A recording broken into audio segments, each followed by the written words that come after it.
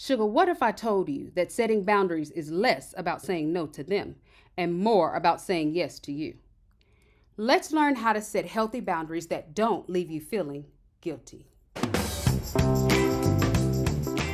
Hey, Sugar, thanks for joining me in this conversation about boundaries. Now, if you arrived here after taking my free quiz, then welcome to your results. The link to your free gift is below in the description. If you didn't take my free quiz, but you want to, that link is below in the description as well. Okay, Sugar, the first thing I want you to know about boundaries is that boundaries are about you, not other people. Now, before you look at me and go, duh, Dr. Tierini, I knew that already. Hear me out, Sugar. Most of us think we're setting boundaries, but what we're actually doing is creating barriers. Let me show you the difference. Let's say you had a disagreement with a friend, and at the end of the disagreement, you blocked them on social media.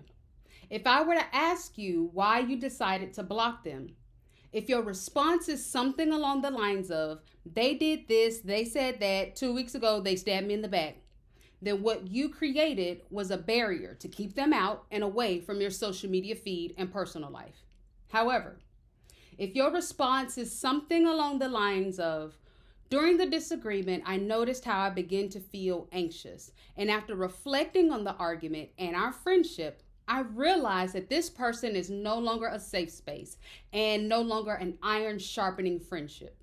Then you have set a boundary that preserves your mental and emotional health. Can you see the difference? Boundaries are your limits that you give to yourself. It's your line that you intentionally draw to mark your sphere of activity. Boundaries focus solely on your needs, your overall wellness, your goals, and what helps you ensure that your level up journey stays on track. Boundaries create inner peace. Barriers are limits you give to them. It's that line you hastily draw to keep them out. Barriers focus on what they did, how they behaved, and the judgment of their actions. Barriers create inner turmoil, leaving us feeling like matters are unresolved. Most of us are creating barriers and calling them boundaries. We will quickly throw up a barrier because we were wronged or our feelings are hurt, and we just want that person to stay away from us for fear of being hurt again. But we have not stopped to consider what we truly need, what will help us heal.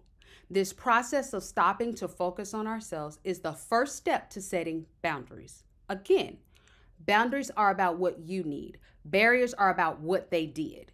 If you take an action based on what they did, that's a barrier. If you take an action based on what you need, that's a boundary. So now that we know the difference between barriers and boundaries, let me tell you 3 reasons why boundaries are important. Number 1, boundaries preserve our energy. The secret to increasing your energy, reducing your stress, and having more time to do the things that you want to do is to establish boundaries. Let's be clear, Sugar. We should be functioning and giving to others from a place of overflow. We give to them out of what we first give to ourselves. We cannot pour from an empty cup, yet we try to do it every day. When you don't have boundaries, you are giving all of your energy to them, to that, to this over here, without leaving any for yourself, then wonder why you're so stressed and exhausted by the end of the day. Boundaries are so important that every airline has incorporated boundaries in their standard operating procedure. Before the plane takes off, what does the flight attendant tell us? In the event of cabin pressure loss, place the oxygen mask over your nose and mouth, then assist others. Sugar, this is a type of boundary. Before you can help them, you have to focus on your needs. Now, when I say this to my clients, they tell me what you are probably saying to yourself right now. But Dr. T, my kid has this event, my spouse has that situation, and I have to do this for my job. And Sugar, I hear you. I promise. Trust me, I hear you. We all have important priorities that require our attention. But let me ask you, where are you on that list of priorities? Most of the time, we put ourselves at the bottom of the list and wonder why we never get around to us. Remember, you cannot pour from an empty cup. Sugar, you must be at the top of that list and fill your cup first. This is the only way you will have the energy to show up as your best self, be there for them, and tackle the rest of your list. Number two, boundaries preserve our resources. And by resources, I mean our time, our talent, and our treasures, or our money. When we don't have boundaries, we run the risk of giving away too much without leaving enough for ourselves. We typically don't think about what we need until we go reach for it and don't have it. And when that happens, we get frustrated at them. We say things like, when is someone going to pour into me for a change? And we blame them for taking from us. Sugar, you ever wondered why they keep calling you whenever they have a problem? It's because you keep picking up the phone. They are not taking it, you're giving it to them. You have not set boundaries on how much you give away and how much you keep. So you can't be frustrated at them because they keep calling, asking, begging. You should be frustrated at yourself because you are the one that keep giving away what you need for yourself.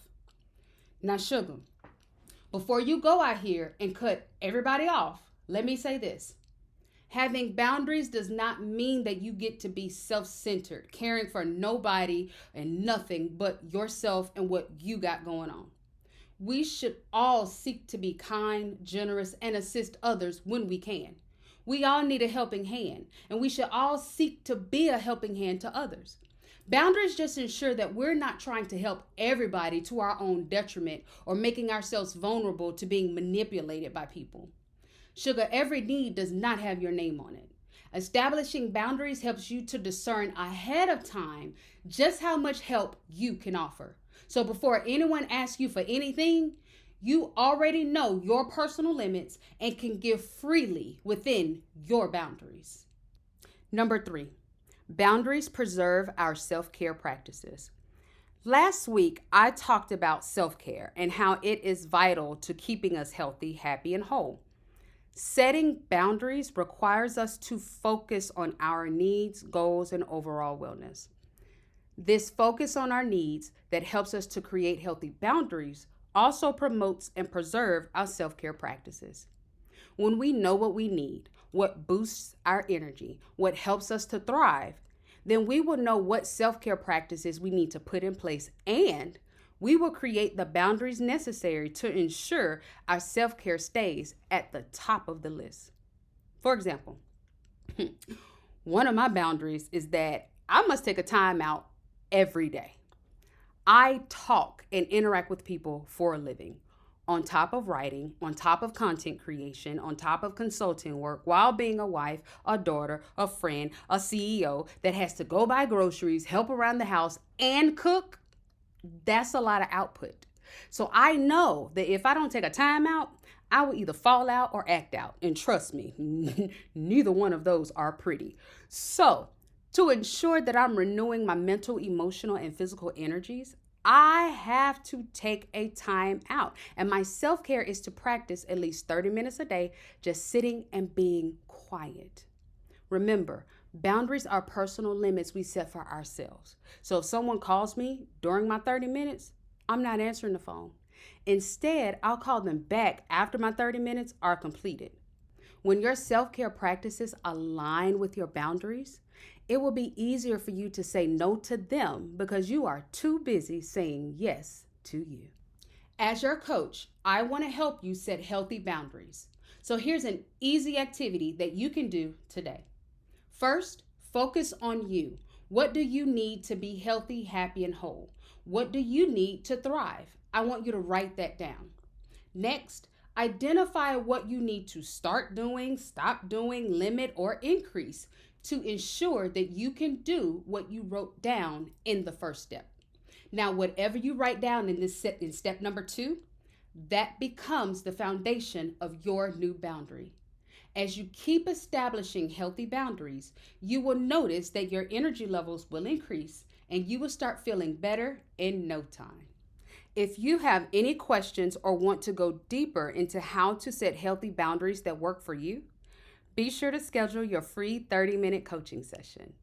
Thanks for watching, Sugar. See you in the next video.